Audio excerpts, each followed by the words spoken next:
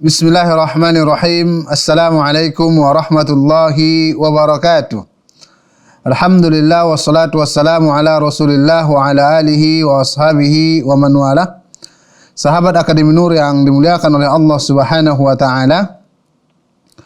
Kita bersyukur kepada Rabb kita, kepada pencipta kita Allah Subhanahu wa taala, dan juga salawat beserta salam kita sampaikan kepada Nabi kita Muhammad sallallahu alaihi wasallam. Sekarang kita melangkah ke materi yang ke-50, yaitu dalam buku Al-Fiqhul Muyassar ala Dhawil Kitab was Sunnah. Pada pertemuan sebelumnya kita membahas ada dua alasan yang membolehkan atau yang dibolehkan bagi seorang muslim atau muslimah untuk tidak berpuasa di siang hari bulan suci Ramadan. Yang pertama, muallif menyebutkan adalah sakit dan lanjut usia. Secara zahir, ini bukanlah satu udzur atau bukan satu alasan, namun dua. Pertama sakit, kemudian yang kedua lanjut usia. Memang sakit adalah salah satu udzur atau alasan bagi seseorang untuk dibolehkan bagi dia untuk tidak berpuasa di siang hari bulan suci Ramadan. Namun wajib bagi dia untuk mengqadhanya, menggantinya di hari-hari yang lain. Kemudian yang kedua lanjut usia. Lanjut usia ini juga merupakan uzur yang membolehkan seseorang untuk tidak berpuasa di siang hari bulan suci Ramadan. Namun bagi orang yang lanjut usia tidak diwajibkan bagi dia untuk mengqadhanya, menggantinya di hari-hari yang lain. Namun dibolehkan bagi dia untuk membayar fidyah, yaitu nisfu sa' sebagian kata ulama. Yang jelas fidyahnya diberikan kepada fakir miskin sekali makan satu hari, ya. Satu hari puasa memberikan satu kali makan fakir miskin sampai dia kenyang. Kaum muslimin yang dimuliakan oleh Allah Subhanahu wa taala, dan juga dalam buku ini muallif menyebutkan alasan-alasan yang lain, yaitu bersafar, bepergian, dan ini juga sudah kita bahas pada pertemuan sebelumnya.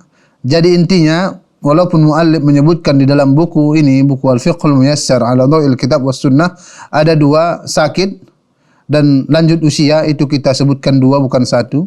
Kemudian yang kedua muallif menyebutkan safar, namun intinya ada tiga. Yang pertama orang yang sakit, yang kedua lanjut usia, yang ketiga dalam perjalanan ataupun musafir. Baiklah sahabat Akademi Nur yang dimuliakan oleh Allah Subhanahu wa taala, dan pada pertemuan ini kita akan membahas alasan-alasan yang lain, yaitu haid dan juga nifas. Bagi perempuan yang haid ataupun yang nifas, wajib bagi mereka untuk membatalkan puasanya, dan wajib bagi mereka untuk mengqadhanya. Beda halnya dengan yang alasan yang sebelumnya kita katakan, bagi orang yang sakit atau dalam keadaan perjalanan ataupun orang yang sudah tua renta, mereka itu ada pilihan. Bukan kewajiban bagi mereka meninggalkan puasa tersebut, namun pilihan. Boleh berpuasa, boleh juga diganti pada hari yang lain. Atau bagi orang yang lanjut usia, boleh dia berpuasa, kalau tidak sanggup, maka memberikan makan fakir miskin. Namun yang ini adalah haid dan nifas, wajib bagi mereka untuk meninggalkan puasa, tidak pilihan. Sebagai contoh umpamanya, walaupun seorang perempuan tersebut haidnya 1 menit sebelum berbuka, dia juga wajib membatalkan puasanya tersebut dan menggantinya pada hari yang lain.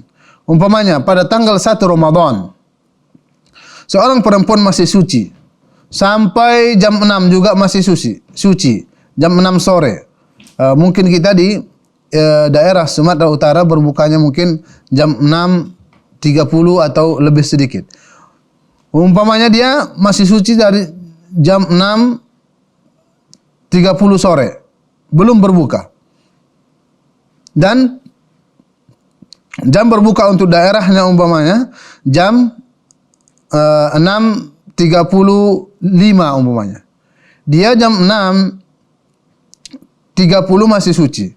Kemudian jam 6.31 kemudian dia keluar haid. Maka wajib juga bagi dia untuk membatalkan puasanya dan menggantinya pada hari yang lain. Kaum muslimin yang dimuliakan oleh Allah Subhanahu wa taala. Di sini muallif mengatakan wanita yang mendapatkan haid dan nifas harus berbuka, maksudnya tidak berpuasa di bulan Ramadan. Puasa baginya haram, di sini jelas ya. Maka bagi wanita yang haid ataupun yang nifas, haram bagi mereka untuk berpuasa di siang bulan suci Ramadan dan juga puasa-puasa yang lain. Seandainya tetap berpuasa, maka puasanya tidak sah, jelasnya.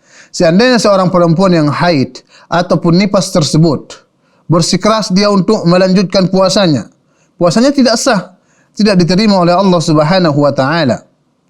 Dan ini berdasarkan hadis Abu Sa'id Al-Khudri radhiyallahu anhu bahwa Nabi Muhammad sallallahu alaihi wasallam bersabda, "Alaysa idza hadat lam tusalli wa lam tasum, fadzalika min nuqsani diniha."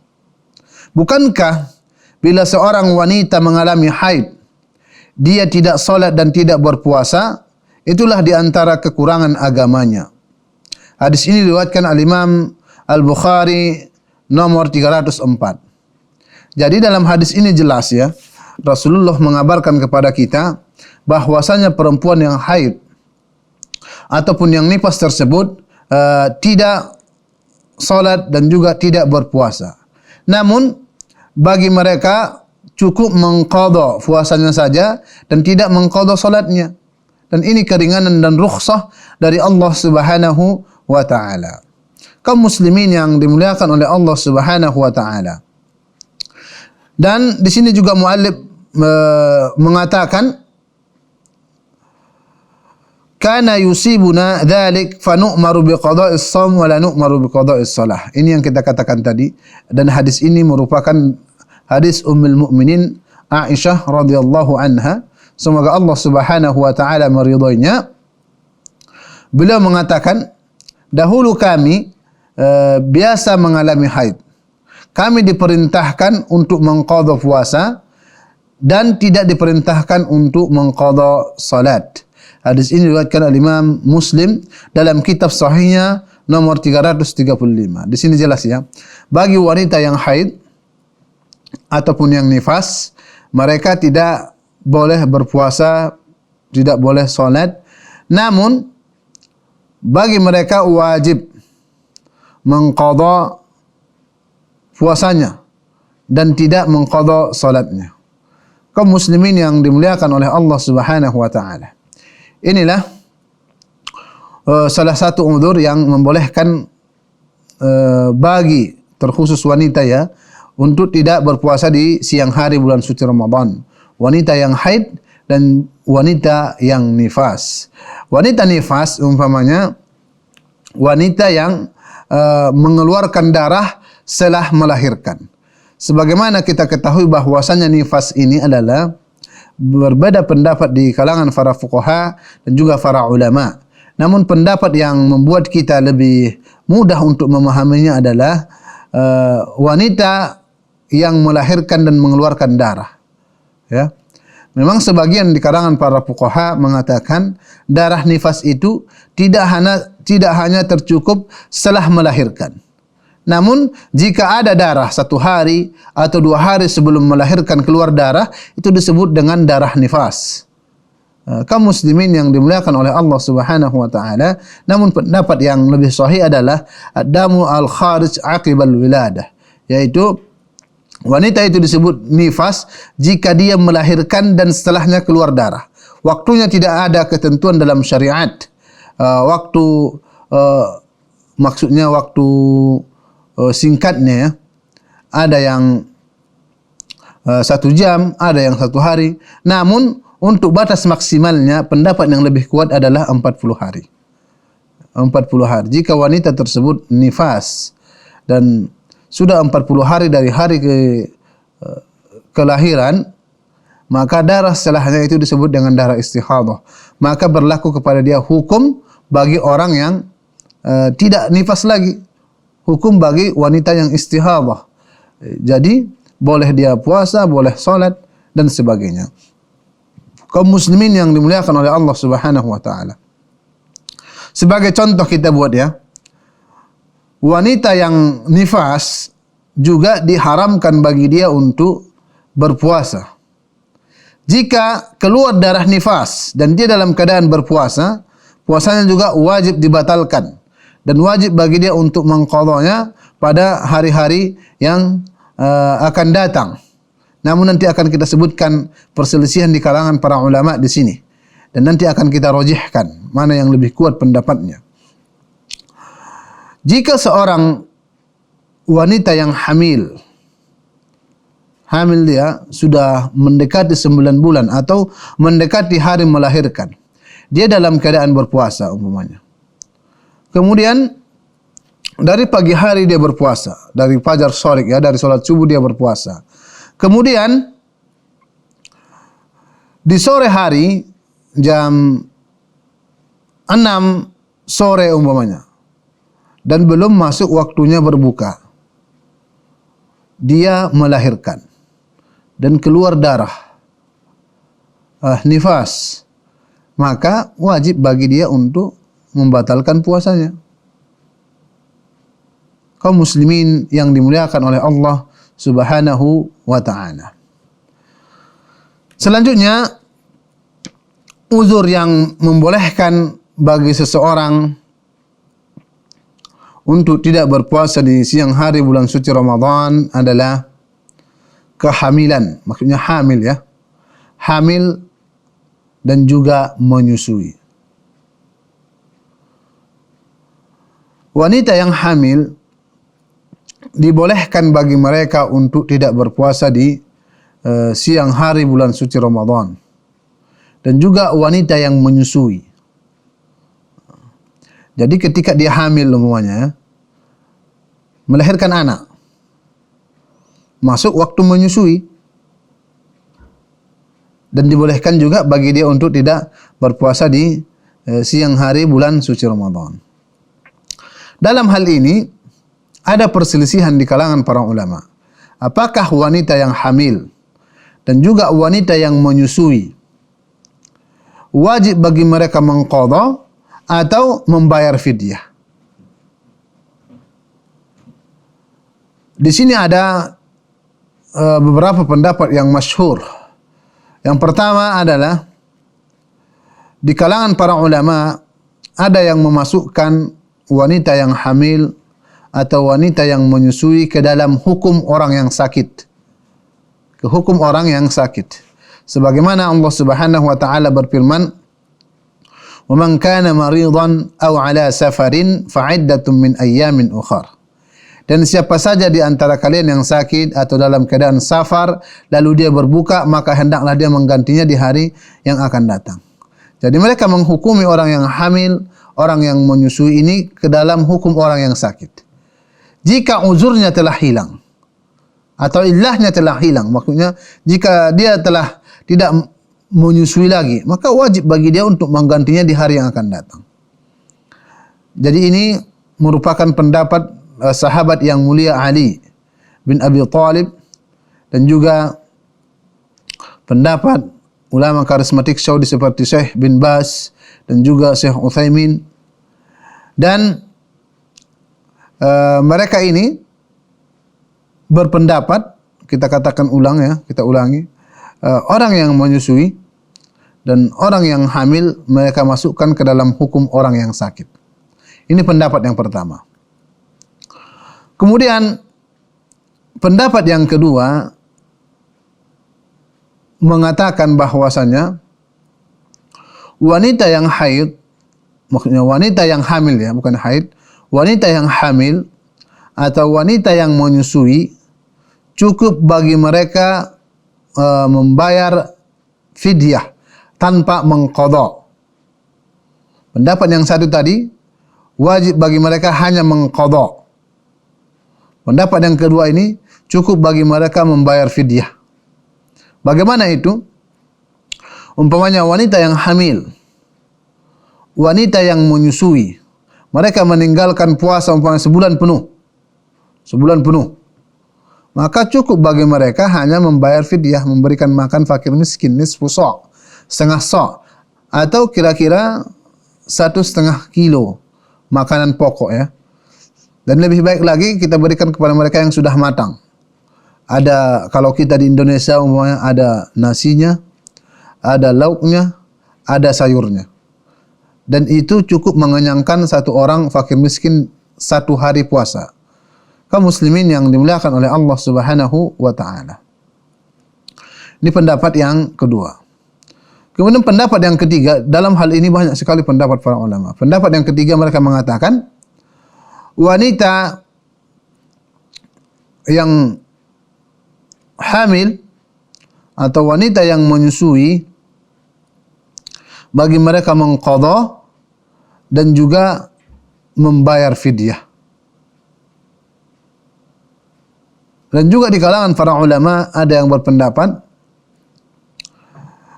bagi wanita yang hamil atau wanita yang menyusui tidak ada baginya mengqadha dan tidak juga membayar fidyah. Ini pendapat Az-Zahiriyah. Namun kaum muslimin yang dimuliakan oleh Allah Subhanahu wa taala, sebagian para ulama ada yang memperincikan. Seperti jika orang yang hamil atau orang yang menyusui itu meninggalkan puasa karena takut kepada dirinya, ada mudarat kepada dirinya dan mudarat kepada anaknya. Jadi dua, mudarat kepada dirinya menimbulkan mudarat kepada anaknya, maka dia wajib mengqadha dan juga membayar fidyah. Namun jika dia hanya meninggalkan puasa karena takut akan dirinya umpamanya, maka dia cukup mengqadhanya. Kaum muslimin yang dimuliakan oleh Allah Subhanahu wa taala, namun pendapat yang lebih kuat dalam hal ini adalah bagi wanita yang hamil dan juga wanita yang menyusui, bagi mereka hanya membayar fidyah, tidak mengqadha puasanya. Dan ini pendapat sahabat yang mulia Ibnu Abbas, turjumanul Quran, dan juga dalam riwayat Ibnu Umar radhiyallahu anhuma, dan juga pendapat di kalangan ulama modern sekarang seperti Syekh Albani dan juga pengarang buku Al-Wajiziyah Al-Badawi, dan juga tentunya dalam buku kita ini Al-Fiqhul Muyassar, mereka menguatkan pendapat ini. Kenapa? Karena Ibnu Abbas radhiyallahu anhuma menafsirkan firman Allah Subhanahu wa taala, walladzina yutiqunahu fidyatu ta'amu miskin. Dan bagi orang-orang yang tidak sanggup untuk berpuasa, maka cukup bagi mereka untuk memberikan makan fakir miskin. Dan beliau menyebutkan dalam hal ini bukan hanya orang yang tua renta saja, dan bukan juga hanya orang yang sakit yang tidak diharapkan kesembuhannya, namun dia menyebutkan juga dalam hal ini adalah wanita yang hamil dan juga wanita yang menyusui, karena sungguh sulit bagi mereka untuk melakukan itu. Karena di tahun pertama umpamanya dia hamil, kemudian di tahun kedua dia menyusui, di tahun ketiga juga dia menyusui. Jadi 3 tahun berturut-turut dia mendapat uzur ini. Jadi pendapat yang lebih kuat dalam hal ini, wanita yang hamil, wanita yang menyusui, cukup bagi mereka untuk membayar fidyah saja.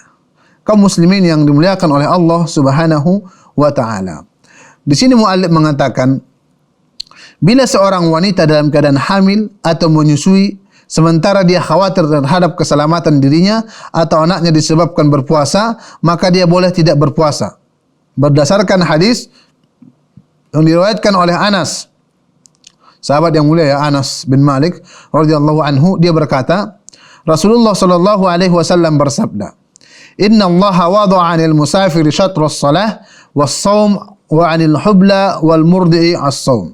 Artinya adalah sesungguhnya Allah Subhanahu wa taala menggugurkan kewajiban dari musafir setengah salat, yaitu satu salah. Yaitu ini hanya untuk salat-salat yang 4 rakaat.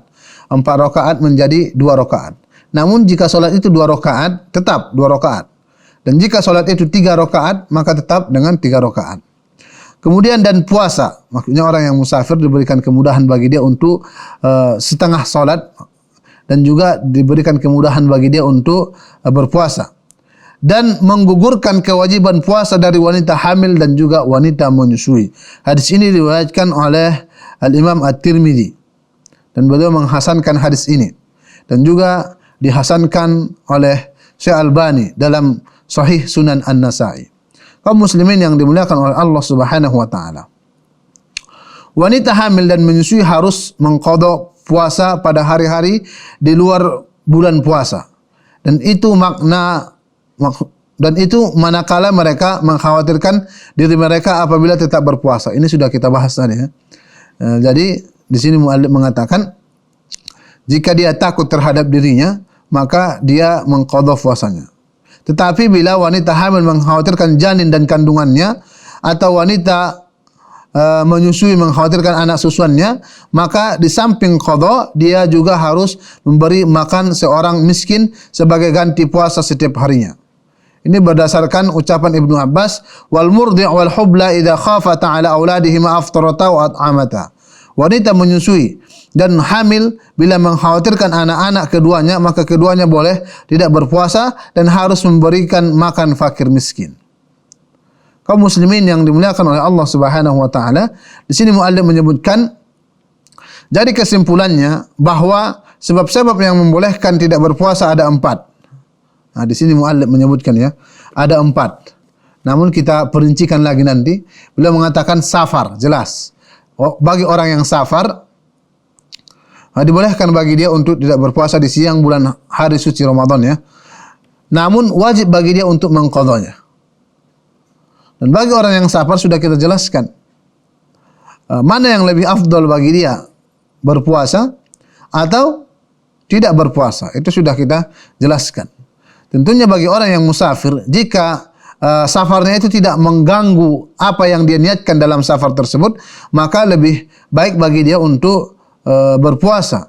Namun jika berpuasa mengganggu apa yang dia niatkan dalam safar tersebut, maka dimakruhkan bagi dia untuk berpuasa. Namun jika dia berpuasa bisa membinasakan dia dalam keadaan safar, maka haram bagi dia untuk berpuasa. Maka dia harus berbuka dan diganti pada hari yang lain. Kemudian ini yang kata muallif ya, uzur yang pertama safar. Kemudian uzur yang kedua sakit. Jadi orang yang sakit juga dibolehkan bagi mereka untuk tidak berpuasa di siang hari bulan suci Ramadan, namun wajib bagi mereka untuk mengqadhanya, menggantinya. Bagi orang yang sakit, mana yang lebih afdal?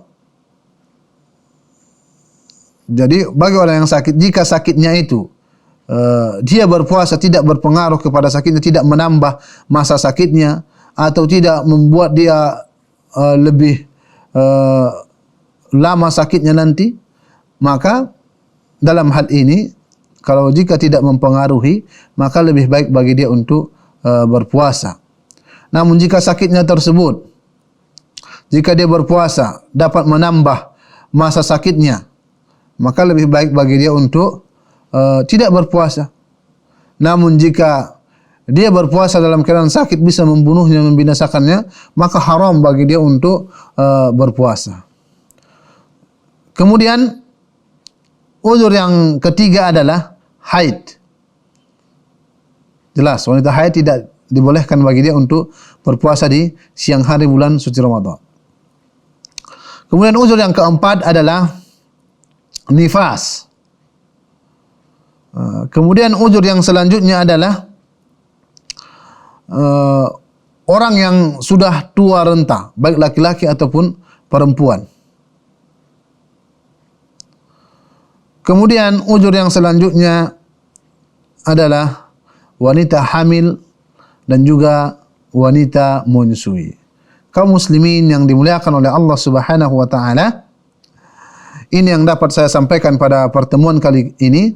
Mudah-mudahan apa yang kita sampaikan bermanfaat untuk kita, dan juga dengan ilmu ini kita diangkat derajatnya di sisi Allah Subhanahu wa taala.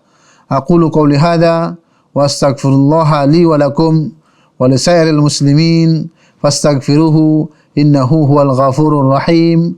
Assalamu alaikum warahmatullahi wabarakatuh.